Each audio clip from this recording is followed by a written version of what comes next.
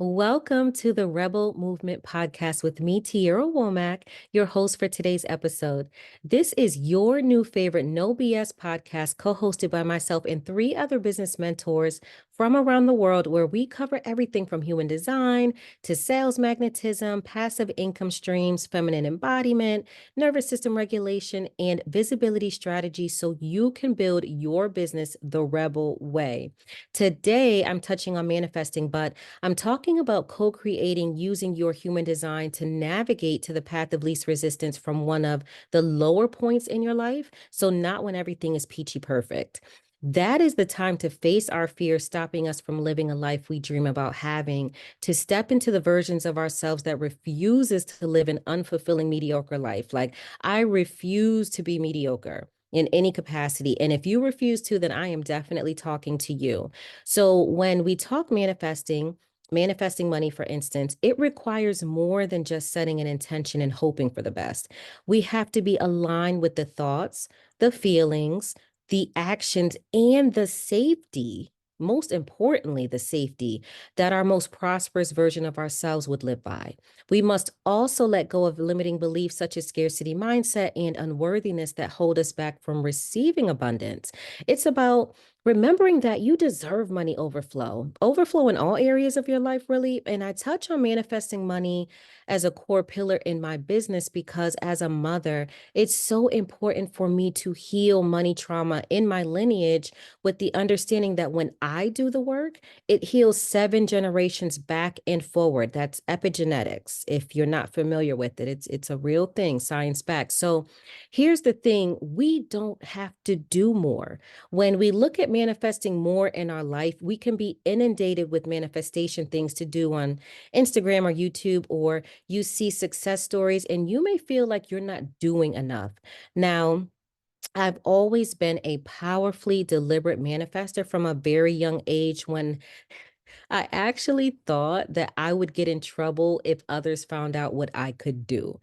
Like, I thought it was a bad thing, but I got away from that as life happened and adulting, and I moved more away from my spiritual self. So when I decided to tap back in as an adult, there was one point where I was spending so much time doing external manifestation techniques every day as if I was begging the universe to change my life for me. It wasn't until I realized one very important thing that I saw a shift, and that was going back within once I discovered human design. So I shifted from the external to the internal. Now, back to my original point that we don't have to do all the things. When first choosing to change our state from where we are to where we wish to be, simple awareness can be enough. And I say that all the time. Being aware is so powerful. Awareness of your emotional state, which is the ultimate orchestrator behind the scenes. And when you're going through it, some transition in life that feels like shit, being aware of your emotions and thoughts is huge because if you're being taught to just stay in this fake state of positivity, then you'll feel like a phony when you're believing for a new state of being for yourself.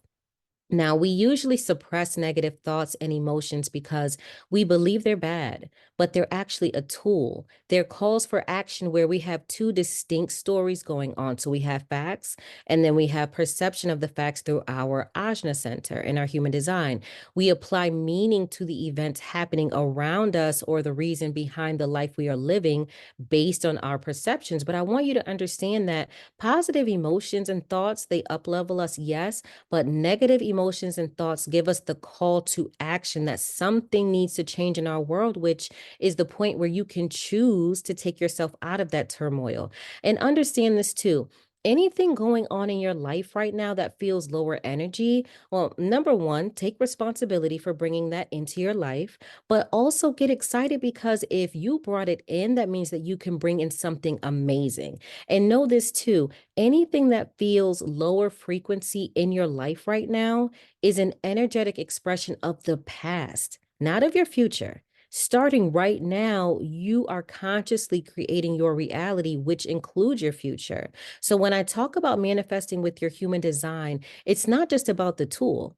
It's about aligning your natural energy with manifestation and deliberate co creating. So, getting back to a state of going within versus only doing all the outer things, the affirmations, visualizations, etc. Now, when you manifest from an energetic place that is your natural alignment, you're able to witness the power of who you are and who you're becoming while getting everything you want in a way that's authentic and sustainable because we want long term, not just short spurts of dreams fulfilled. So, today, let's talk about the overarching theme of your energy and human design to start with the big picture of who you are at an energetic level and how you can realign with this frequency of your true self, which is a very important key to manifest what you desire. So, for my manifestors, you are most aligned when you are carving out a new path. You don't take the road less traveled, you create it. So, you go into the dark knowing that the light will be with you every step of the way.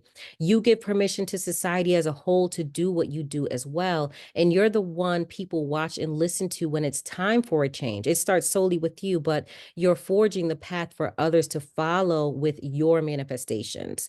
So check in with yourself. Are you allowing yourself to be uniquely individual in what you desire? Are you stepping into your powerful path or keeping your dreams and desires small because you don't want to upset or be judged by other people? So realign to your energetic theme.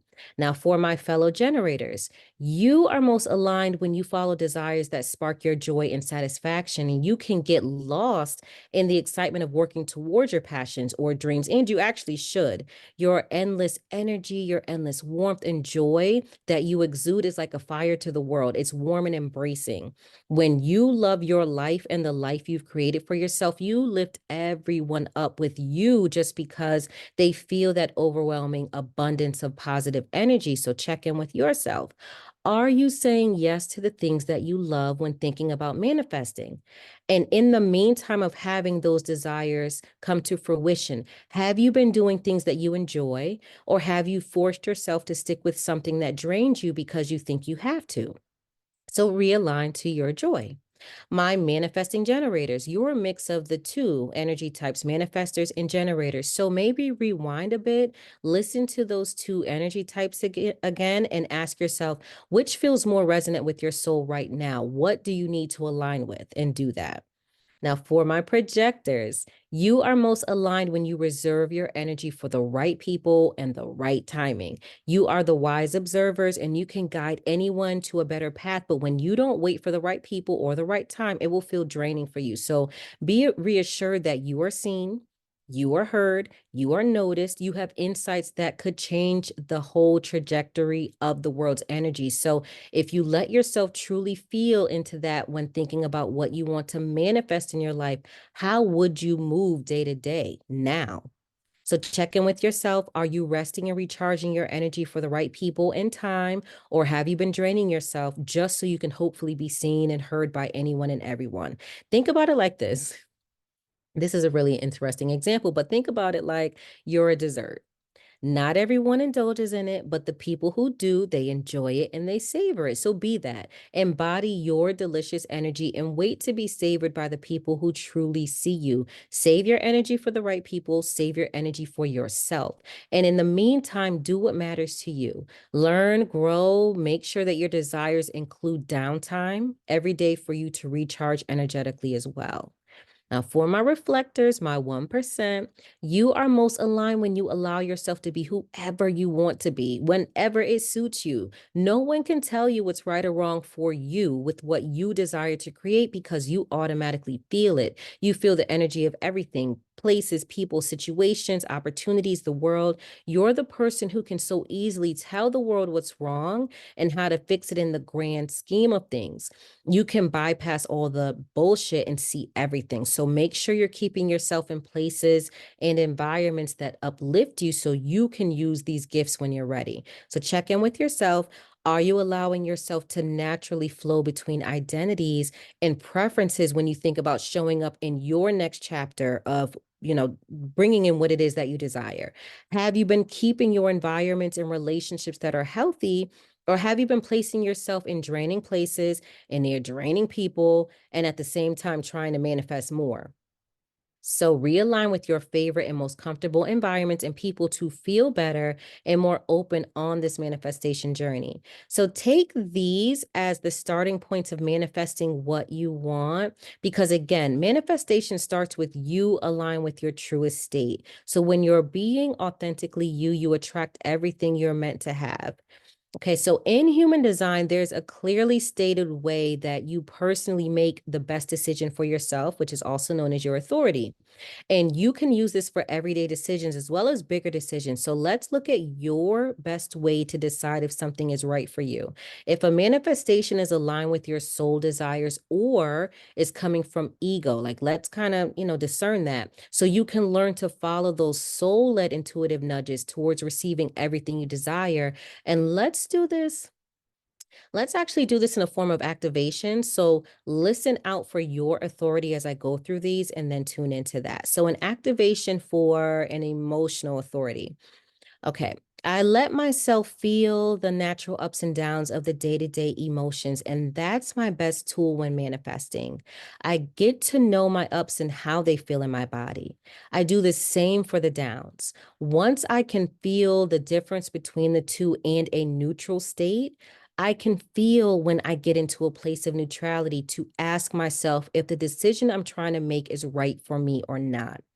I don't make big decisions in an up or down emotional ride. I ride out the wave, I get clarity, and I make the decision from neutrality. Now, for my sacral authorities, the universe is constantly putting things in my sacral area for me to choose whether I feel lit up and or a big hell no. I don't need to seek anything out. And it's actually better when I let things come to me, when I let my desires come to me.